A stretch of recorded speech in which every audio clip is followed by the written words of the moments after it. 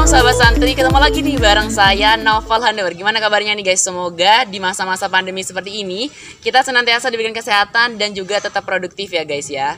Nah kali ini kita hadir dengan episode baru, tak lain atau bukan podcast Semaris, inspiratif juga komunikatif. Nah, di samping saya kali ini sudah ada bintang tamu spesial dan kebetulan merupakan salah satu alumni SMA Negeri Jember. Di samping saya sudah ada Mas Tegar Ramadhani. Gimana nih Kak kabarnya? Udah lama, udah hampir setahun ya kita gak ketemu ya, kurang lebih ya. Alhamdulillah, seperti yang kamu lihat sekarang, alhamdulillah baik banget. Dan Mas Tegar ini ya guys ya, for information, Mas Tegar merupakan angkatan ke-29 SMA Negeri Jember dan merupakan salah satu siswa yang cukup aktif berprestasi dan berorganisasi di SMA Negeri Jember ini. Ngomong-ngomong tentang prestasi nih guys, Mas Tegar merupakan peraih medali emas kompetisi dalam ajang International Science, Technology and Engineering Competition 2020. Wah keren banget nih. Dan sejauh ini udah berapa banyak sih piala dan prestasi yang Mas Tegar dapat selama mondok atau mungkin bahkan sampai sekarang? Alhamdulillah untuk saat ini sendiri ya, kompetisi yang pernah saya raih dan alhamdulillah juara ya, baik dari tingkat kabupaten hingga internasional. Di sini saya sudah mendapatkan kurang lebih sekitar 30 prestasi dari ajang-ajang tersebut. Udah banyak banget, jadi 30 prestasi. Itu dari ajang apa aja itu kalau boleh tahu? Alhamdulillah dari ajang olimpiade, karya ilmiah ataupun esai. Tapi di sini yang paling saya tekankan di sini saya sudah banyak sekali di bidang esai dan karya ilmiah ya.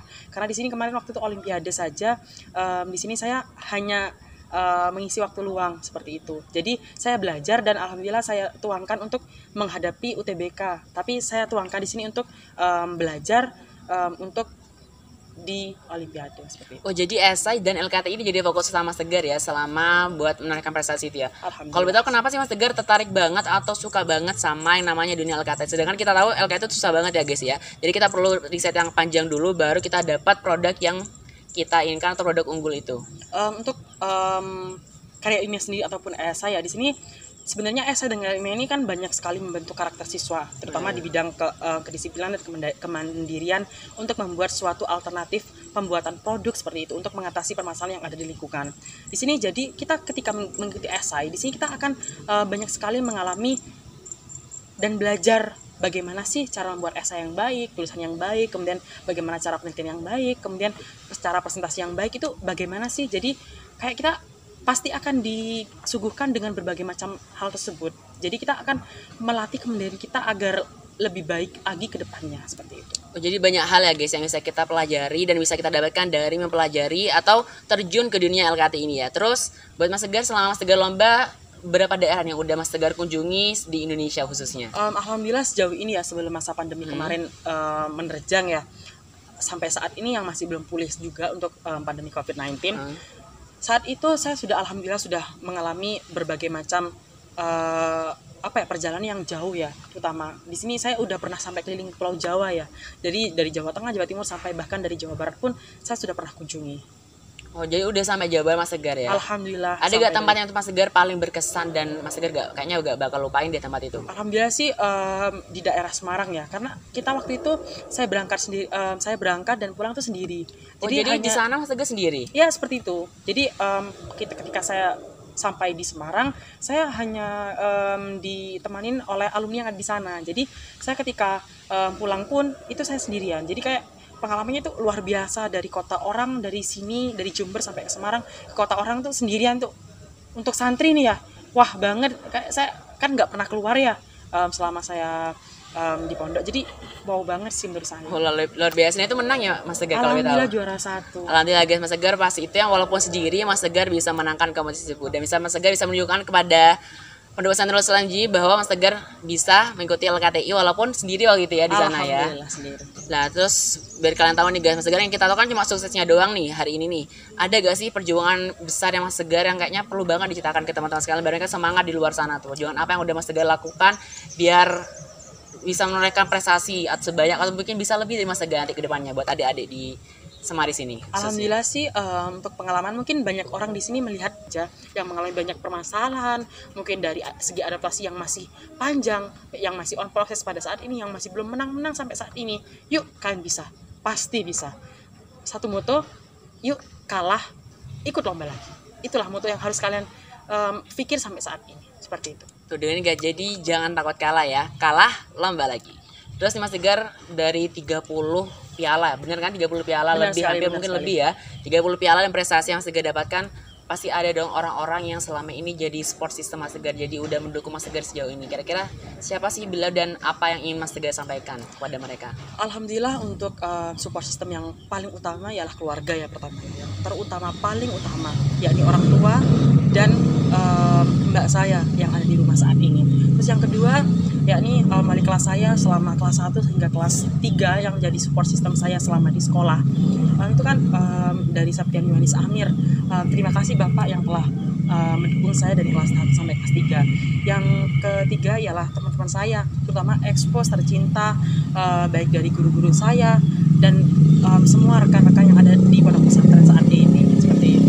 Oh, jadi kesuksesan Mas Tegar saat ini gak luput dari orang-orang hebat itu ya Mas Tegar Ya, dan satu lagi yang paling utama juga di sini mentor-mentor saya yang bergerak di bidang karya ilmiah seperti Mbak Bian, Mas Iqlil dan Mas Ferry dan Mbak Ita. Terima kasih buat mereka yang telah mendidik saya untuk bisa menjadi karya ilmiah saya lebih baik dan bisa memenangkan sebuah kompetisi terutama. Terima kasih sangat buat mereka berdua.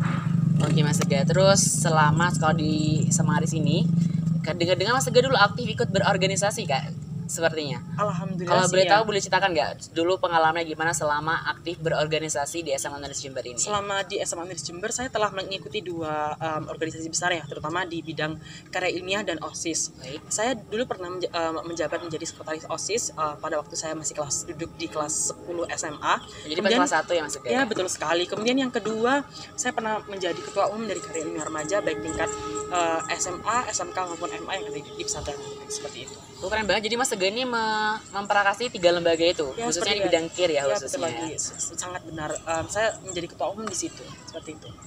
Terus pengalaman pas organisasi ada gak pengalaman yang bikin Mas Tegar berkesan dan gak mungkin dilupakan yang udah Mas Tegar dapat nih selama ini?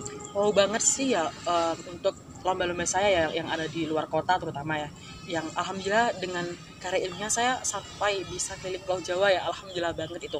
Dan yang pengalaman di organisasi siswa intrasekolah itu saya pernah dikirim menjadi wakil dari SMA Nuris pada sosialisasi yang dilakukan di Hotel Mercure di Surabaya. Oh, di Surabaya. Jadi itu Mas Tegar berapa peserta waktu itu kira-kira? Sekitar 1.500 peserta dari Dari seluruh seluruh Jawa Timur. Dari seluruh Jawa Timur. Wah, keren banget. Dari 1.500 peserta Mas Tegar terpilih waktu itu ya buat mewakili SMA Nur Jember buat mengisi seminar ya di sana di Surabaya.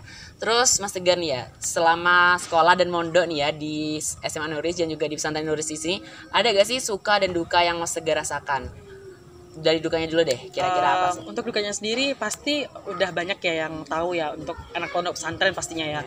Untuk tidak kerasan ataupun tidak betah di pesantren mungkin karena masih awal-awal ya. Saya juga seperti itu dulu, adaptasi dan ya alhamdulillah sampai kelas 3 sampai lulus saat ini. Kemudian yang kedua ya sakit, karena pernah saya dulu waktu kelas 10 SMA bahkan 2 minggu sekali saya pulang gara-gara sakit. 2 minggu sekali, jadi Mas 2 Tegar dulu minggu sering sekali. banget pulang ya. Terus kalau sukanya apa nih sukanya? Sukanya Senang sih Mas Tegar. kumpul-kumpul sama anak-anak ya, terutama di pondok pesantren. Banyak teman-teman dari baik dari lembaga SMA, SMK maupun MA di sini banyak sekali. Jadi banyak teman-teman di sini, banyak relasi yang saya dapatkan. Kemudian untuk bertukar wawasan itu juga banyak gitu loh. Jadi alhamdulillah mondok itu salah satu pilihan yang paling tepat untuk anak sekarang. Tuh guys, jadi jangan takut nyantri ya, dan jangan takut buat jadi seorang santri dah. Dan terus buat Mas Tegar nih, kira-kira dulu Mas Tegar selama mondok ada gak sih niatan buat pindah atau mungkin gak pengen keluar dari sini? Untuk niatan tersebut udah ya, pasti ada ya di benak seorang santri baru kayaknya mungkin semua ya. santri mungkin ingin pindah mungkin ya pas untuk awal-awal pindah. ya. Dikarenakan mungkin ya tidak kerasan tadi ya, atau tidak betah di pondok pesantren karena masih baru, jauh dari orang tua, hidup sendiri dengan mungkin ngantri ini segala macam yang masih belum diperagakan oleh mereka sejak dari duduk di bangku sekolah dari SD sampai SMP, dan sekarang SMA pun sudah apa ya, udah mulai mandiri gitu. Jadi ya keren sih gitu. Jadi pasti suka dukanya pasti itu seperti itu.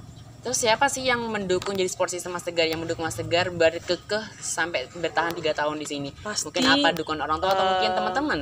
Pasti keluarga ya, yang paling utama itu keluarga, yang kedua ialah teman. Jadi kayak kita harus mencari teman-teman yang gimana ya, yang semua kita harus temenin. Jadi kayak kita harus menjadi apa ya, banyak teman, relasi agar kita merasa betah di pondok pesantren kayak gitu sih. Oh, jadi banyak relasi itu penting banget ya menurut Mas Tegar. Banyak relasi penting banget Betul. biar kita bisa betah dan kerasan tinggal di pesantren. Nah, ini guys, setelah ngomong panjang banget nih kita saya lupa. Jadi Mas Tegar ini sekarang alhamdulillah udah diterima di salah satu perguruan tinggi favorit yang memang didambakan sekali sama Mas Tegar, itu Universitas 11 Maret Surakarta. Boleh diceritakan Mas Tegar, dulu Mas Tegar lolos jalur apa nih? Alhamdulillah sih untuk sekarang di Universitas 11 Maret Surakarta jadi mahasiswa di sana. Saya dulu lewat jalur SBMPTN, ya ini ujian tulis.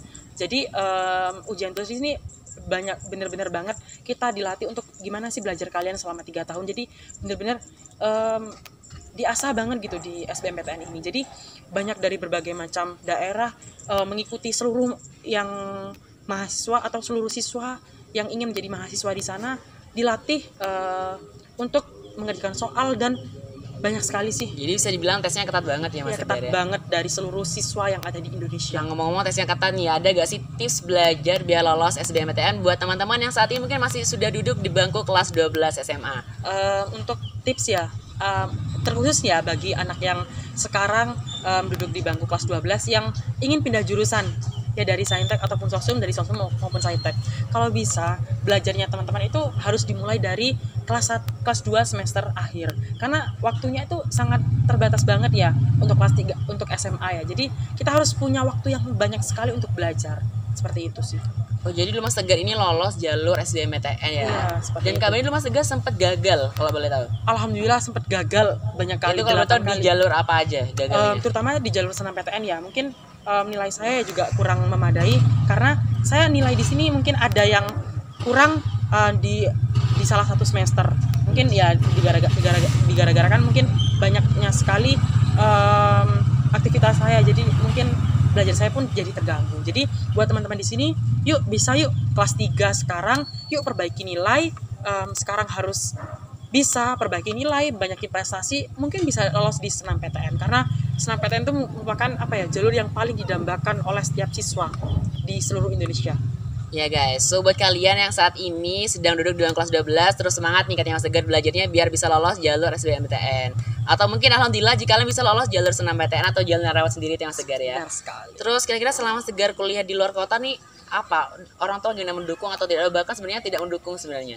Alhamdulillah sih untuk saat ini ya mungkin ya yang bikin orang tua tidak mendukung untuk kuliah di luar kota itu mungkin dana ya. Tapi alhamdulillah untuk Jadi lagi-lagi dana ya teman-teman. lagi-lagi ya? dana. Jadi untuk dana sendiri saya udah usahakan dari berbagai macam beasiswa yang saya ikuti, dan alhamdulillah sekarang saya sudah mendapatkan beasiswa dari KIP ya. Jadi di sini saya nggak begitu khawatir untuk di bidang dana. Jadi alhamdulillah mungkin bisa saja di bidang dana tadi bisa membantu perekonomian keluarga saya, untuk agar orang tua saya nggak perlu mengeluarkan uang untuk dana pendidikan saya selama studi 4 tahun di Surakarta. Seperti Jadi itu. alhamdulillah ya untuk dana sendiri udah bisa teralasi sampai saat ini. Alhamdulillah sangat.